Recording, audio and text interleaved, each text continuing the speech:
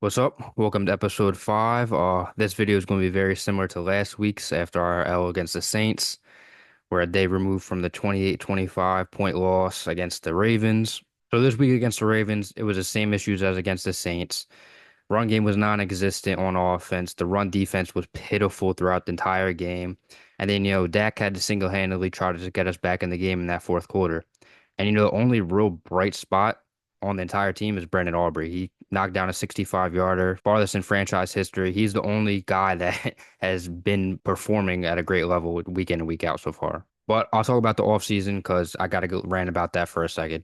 3 weeks in, and this play that they've displayed on the field so far is an exact result of the complacency of them not doing anything during the offseason in free agency wise. Every issue that we saw going into this season that they didn't correct from last season, guess what? It's happening again. Nothing has changed. They look like the same exact football team as last year, same issues, same problems that happen over and over and over again, and nothing has changed. And about 3 weeks ago, before the season started, my mind started changing, getting a little more optimistic about the season, having a little more hope.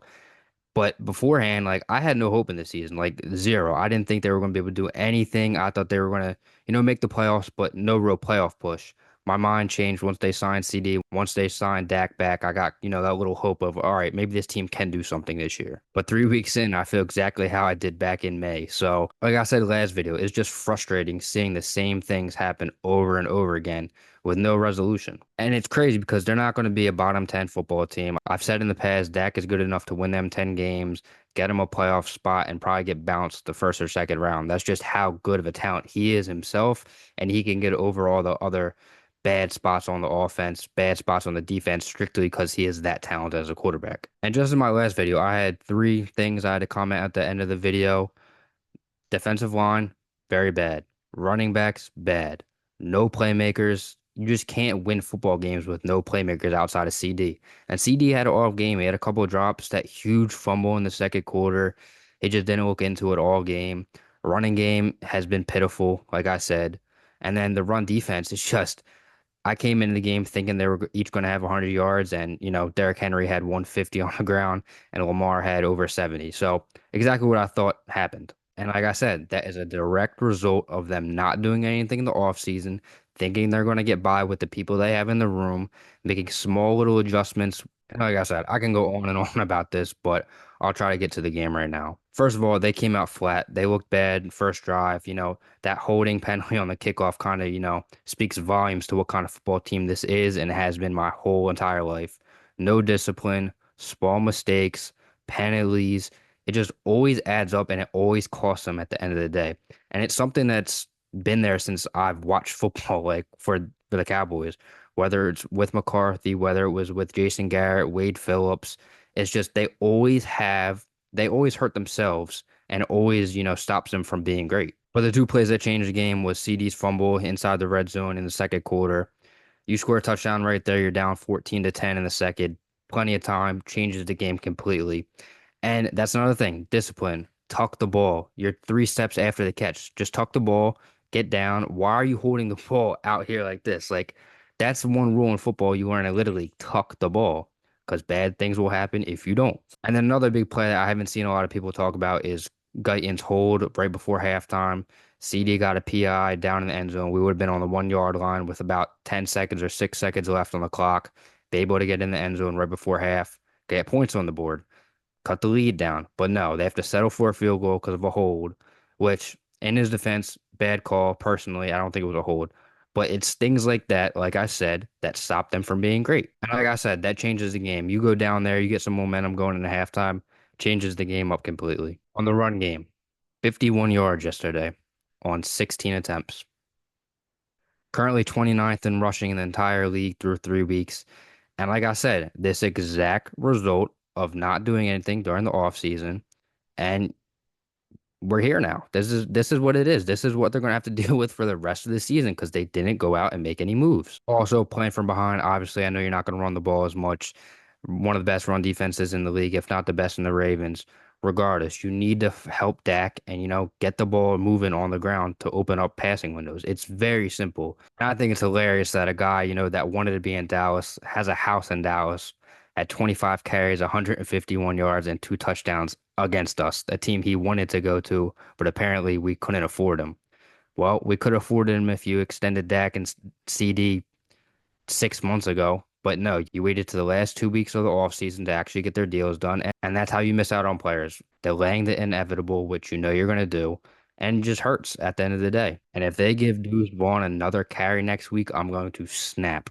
He does not need to be getting any more carries for the rest of the season. He's not that type of running back to go pound the rock and gain yards. He is 5'6" and weighs under 200 pounds. It's just that's not the type of running back he is. Why are you not getting him out in space, if anything? 2 weeks ago, I said, we are going to have a top 10 defense. The defense is elite. Well, it must have just been against the Browns, and the Browns are pretty bad because they just lost to New York yesterday. So maybe it's not a good defense. Maybe I was tripping, but they look bad from the jump. The run defense is not there. And the only way this defense can be elite is if you stop the run on first and second down and getting in a passing down, third and long, and then you can rush the passer. That's the only way this defense can be elite.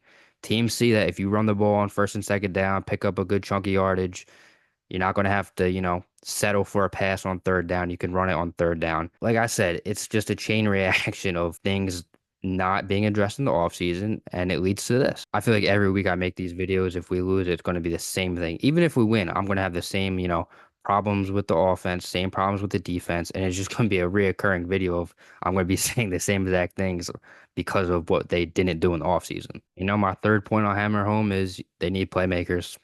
Simple as that. Saw it last week, saw it this week. There's no other guy other than CD. And when CD has a bad game, guess what happens? There's no one else to go to. The first 3 quarters of the football game, they couldn't move the ball. It wasn't until the fourth when, the Ravens stopped, trying to get points down the field. They started being content with what they had, their lead. On defense, they're playing prevent. Things are going to be open down the field, and it's exactly what Dak did. He took advantage of what there was there. If there is one thing I'm hopeful for, I hope they do make a trade for another veteran receiver or something, because they desperately need it. Like Cooks, he just doesn't look like the same guy. He can make plays, but his speed downfield doesn't look the same as it has been in the past few years. Obviously, he's getting older, so like he was thrown to 6 times, only had 2 catches on the day. That's just not acceptable. Hunter Lupke was our second best playmaker behind CD and Ferguson yesterday. It's just hilarious that we're in week 3 right now, going on week 4, and the things that I thought were going to be wrong with this season are exactly what's going on. Everyone saw it except the people in the building. I will say they did fight back. They did get lucky with a few penalties on the Ravens. We obviously recovered that onside kick, which was huge, but obviously still came up short. And even with a win, you still have the same issues. You can still complain about the same things. Great that they won the game. Great that they can make that comeback, but against a team that has been known to fumble fourth quarter leads. So it would have been nothing crazy to expect out of the Ravens, but nonetheless, they tried fighting back, came up short, and now we're sitting at 1-2. There's a rough start to the season. Now they have a quick turnaround. They play on Thursday night against the Giants at MetLife. Then they have that like little mini bye, and then they'll play Steelers on Sunday Night Football, which they're probably a top 5 defense in the league right now. Very scary team. I mean, offense ain't too crazy, but obviously they're getting the job done. They're 3-0 right now. But yeah, just overall, like I said in the past video, just frustrating to see. Frustrating that they didn't, get what they needed to get done in the offseason to improve that offense, improve the defensive line. And if this is what it comes to every week, I guess I'll be complaining about the same thing for the next 14 weeks. And I ain't come out with a video beforehand, so I think I'm going to start doing, the previews on TikTok, and then I'll just do the recaps on here just to, even it out a little bit. So yeah, tune in on my TikTok channel beforehand, before the games. I'll probably do it Friday or Saturday, release it. And then, probably keep this on Monday and Tuesdays on YouTube. Appreciate if you got to the end of the video. Like I always say, like, subscribe. Appreciate the, support. Thank you.